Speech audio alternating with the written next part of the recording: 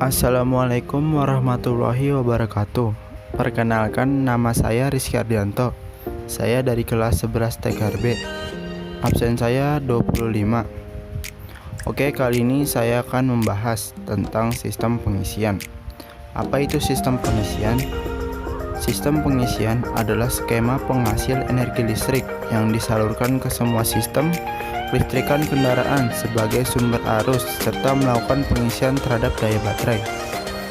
Sistem pengisian akan menghasilkan energi listrik selama mesin dihidupkan. Itu karena sistem pengisian menggunakan putaran mesin sebagai sumber tenaganya.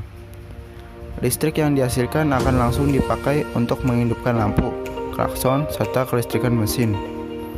Fungsi sistem pengisian ada dua, yakni pertama, menyuplai kebutuhan listrik mobil ketika mesin hidup. Dua, mengisi daya baterai yang terkuras saat proses starting. Selanjutnya, prinsip kerja sistem pada pengisian. Sistem pengisian bekerja dengan mengubah energi gerak atau putaran mesin menjadi energi listrik. Ini mirip dengan generator yang mengubah energi gerak menjadi energi listrik. Untuk melakukan perubahan energi tersebut, sistem pengisian menggunakan komponen bernama alternator. Alternator adalah komponen mirip seperti generator AC yang dapat melakukan perubahan energi gerak ke energi listrik menggunakan prinsip elektromagnetik. Prinsip elektromagnetik ini mengacu pada hukum Faraday yang berbunyi, ketika sebuah medan magnet berputar secara terus-menerus memotong kumparan, maka akan membangkitkan medan potensial pada kumparan tersebut.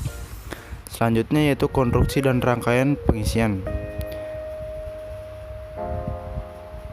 Komponen utama sistem pengisian ada pada alternator. Dalam alternator sendiri terdapat dua komponen utama, yakni rotor coil, merupakan kumparan berputar yang menghasilkan medan magnet. Stator coil merupakan kumparan diam yang terletak di sekitar rotor berfungsi untuk menangkap medan magnet yang berpotongan. Cara kerjanya, rotor akan berputar di dalam stator. Karena rotor ini memiliki medan magnet, maka putaran rotor akan menimbulkan perpotongan garis gaya magnet yang memicu terjadinya aliran listrik pada stator. Siapa yang menggerakkan rotor? Crankshaft mesin menjadi sumber tenaga dari rotor. Pada alternator, rotor akan terhubung dengan sebuah pulai, dan pulai ini akan dihubungkan ke crankshaft menggunakan V-bearing. Besar kecilnya aliran listrik atau tegangan ini berbanding lurus dengan RPM rotor. Artinya apabila mesin bekerja pada RPM tinggi, maka perpotongan antara rotor dan stator akan semakin cepat, sehingga meningkatkan tegangan yang dihasilkan. Sementara itu, kelistrikan mesin dibatasi hanya 12 volt. Oleh sebab itu, arus dari alternator tidak secara langsung dihubungkan ke beban kelistrikan mobil. Pertama, arus akan disearahkan. Karena kelistrikan mobil menggunakan arus DC, maka arus dari alternator yang memiliki arus AC harus disearahkan terlebih dahulu. Rectifier berfungsi untuk menyearahkan arus AC menjadi DC. Cara kerja rectifier ini adalah dengan memanfaatkan dioda untuk memblok aliran listrik salah satu arah, sehingga arus hanya mengalir satu arah atau DC. Tegangan listrik dari alternator akan diregulasi. Ini dia komponen yang mencegah terjadinya overvoltage pada kelistrikan mobil. Regulator adalah komponen yang bisa menahan tegangan listrik dari alternator agar tidak berlebihan. Selanjutnya, komponen sistem pengisian.